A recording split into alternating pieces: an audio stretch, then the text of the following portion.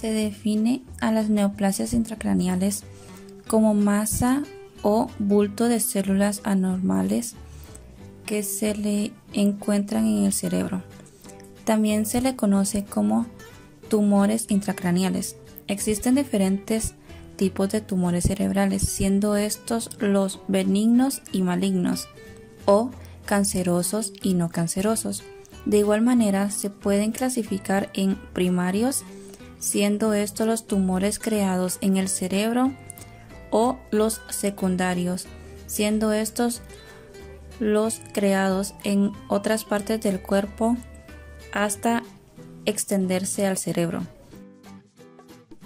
1. Conocer los aspectos generales de las neoplastías intracraneales, sus características principales y los conceptos a manejar en dicho aspecto. 2. Conocer la epidemiología y los sistemas de clasificación de dichos tumores cerebrales. 3. Establecer relación entre los procesos fisiopatológicos y clínicos. 4. Determinar diagnósticos en base a estudios de la historia clínica y mediante la visualización de estudios de imagen. 5. Conocer las distintas modalidades de tratamiento en neurooncología. Neoplasias intracraneales. Se les conoce también como tumor cerebral. Un tumor cerebral es una masa o grupo de células anormales en el cerebro. Hay varios tipos de tumores cerebrales. Algunos tumores cerebrales no son cancerosos, esos son benignos, y otros sí lo son, los cuales se les conoce como malignos.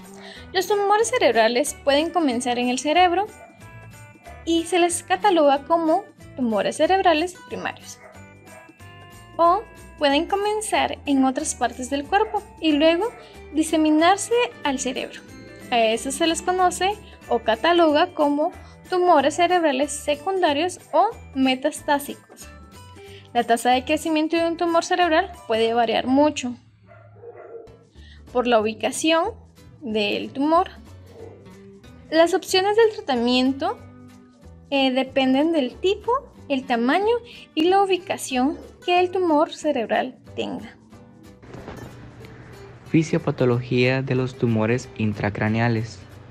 La disfunción neurológica puede ser el resultado de la invasión y la destrucción del tejido encefálico por el tumor, la compresión directa del tejido adyacente por el tumor, la hipertensión intracraneana, porque el tumor ocupa espacio dentro del cráneo, un sangrado dentro o fuera del tumor, edema cerebral, la obstrucción de los senos venosos durales, sobre todo por tumores metastásicos óseos o extradurales, obstrucción del drenaje del líquido cefalorraquídeo, que ocurre tempranamente en los tumores del tercer ventrículo o de la fosa posterior, la obstrucción de la absorción del líquido cefalorraquídeo, por ejemplo, cuando una leucemia o un carcinoma afectan las meninges, la obstrucción del flujo arterial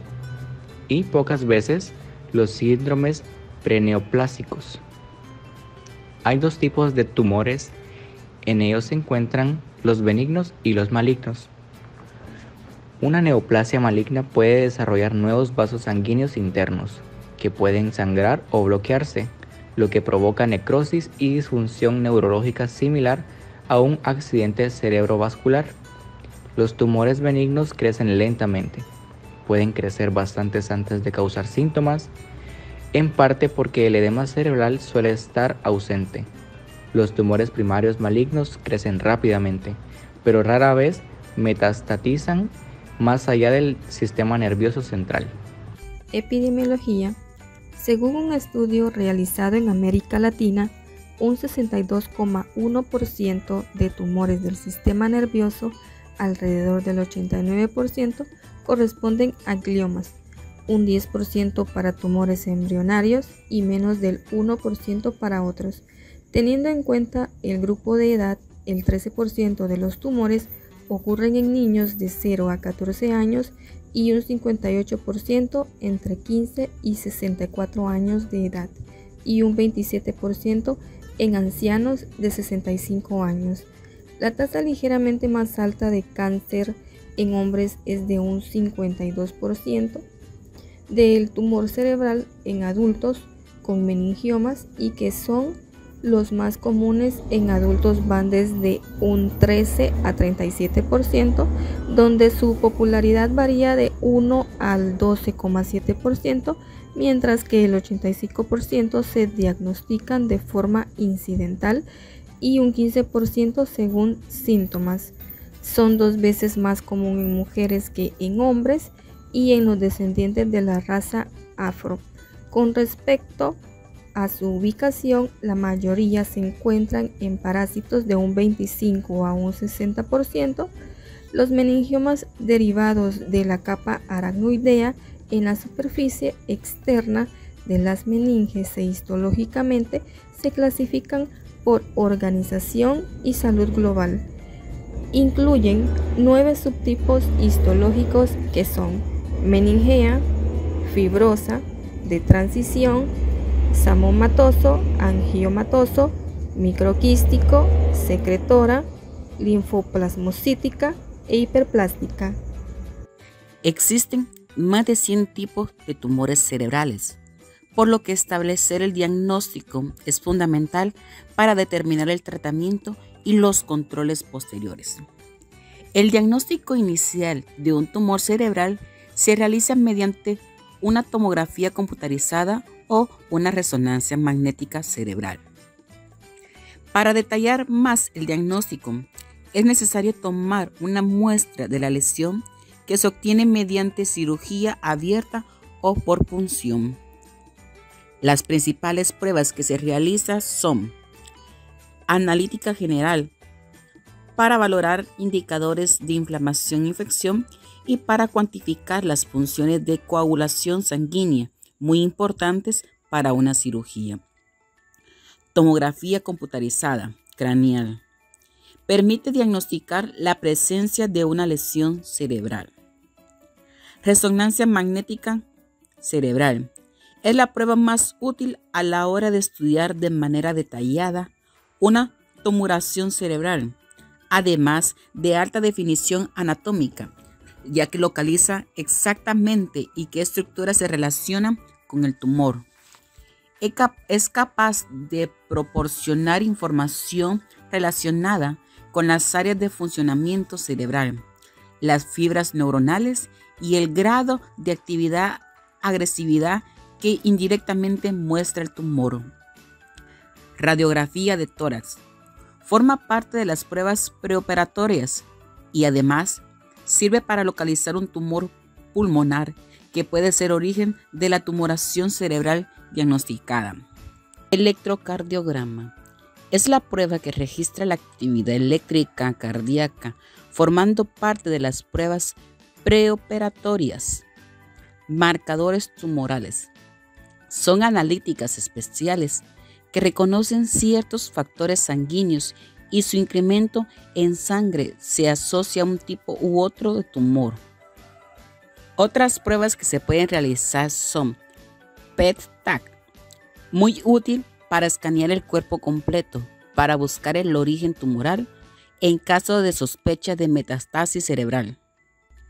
Punción lumbar, usado en algunas ocasiones para determinar marcadores de tumor en líquido cefalorraquídeo. Gammagrafía, estudio de valoración de características tumorales y posible diagnóstico diferencial con infección. Tomografía computarizada tórax abdominal. Es útil para buscar en todo el organismo cualquier tumor que sea el origen de una tumoración cerebral. Tratamiento de los tumores intracraneales. Protección de las vías aéreas, dexametasona para la hipertensión intracraneana, manitol para la herniación, terapia definitiva con resección, radioterapia, quimioterapia o una combinación de estas.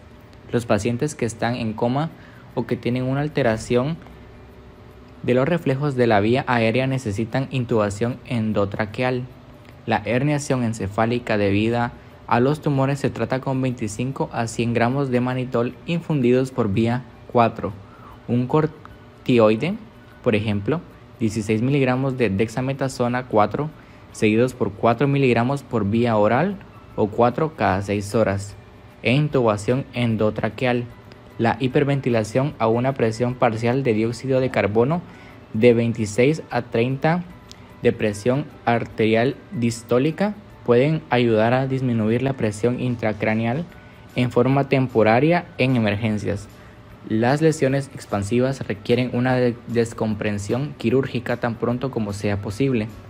El aumento de la presión intracraneana como consecuencia de un tumor pero sin herniación se puede tratar con corticosteroides, por ejemplo, dexametasona 4 miligramos por vía oral cada 6 a 12 horas o prednisona de 30 a 40 miligramos por vía oral 2 veces al día. El tratamiento del tumor encefálico depende de la patología y la localización de este. La resección quirúrgica, biopsia por escisión, debe emplearse para diagnóstico y el alivio de los síntomas. Este procedimiento puede curar los tumores benignos. Para los tumores que infiltran el parénquima encefálico, el tratamiento es multimodal. Se necesita la radioterapia y la quimioterapia. Parece ser útil en algunos pacientes. El tratamiento de los tumores metastásicos incluye radioterapia y, a veces, la radiocirugía estereotáctica. Para los pacientes que presentan una metástasis única, la resección quirúrgica del tumor antes de la radioterapia mejora el resultado. En conclusiones, el principal factor de riesgo para tener un tumor cerebral o masa en el cerebro es la radiación. Personas que están expuestas demasiado a rayos X o rayos gamma o tomografías tienen un riesgo mucho mayor de presentar este tipo de tumores intracraneales. Se debe realizar una exploración neurológica completa para encontrar datos de focalización o generalización del sistema motor, del cerebelo, coordinación y ojos. Se debe de obtener un estudio de imagen del sistema nervioso central, como las tomografías y resonancia magnética o tractografía, para corroborar si se debe realizar una cirugía o no. La cirugía es la principal terapia que puede curar los tumores cerebrales, pero no todos los tumores son operables. La quimioterapia o radioterapia son opciones terapéuticas que se les puede dar a algunos pacientes en el cual el tumor no se puede operar. Cuando el tumor está creciendo, afecta a otras partes del cerebro, ya que está ejerciendo presión y genera síntomas como dolor de cabeza, vómitos, problemas de visión, problemas de equilibrio, mareos, cambios en la personalidad o en el comportamiento, convulsiones, cansancio, somnolencia o coma. Conforme va avanzando la enfermedad, se ven afectados lo que son el lenguaje, la memoria, la audición y el olfato. Ante posibles síntomas que una persona pueda presentar y se sospecha que pueda tener un tumor cerebral, se debe realizar un examen común de reflejos, fuerza muscular, ojos, boca, equilibrio y luego proceder a los estudios de imagen.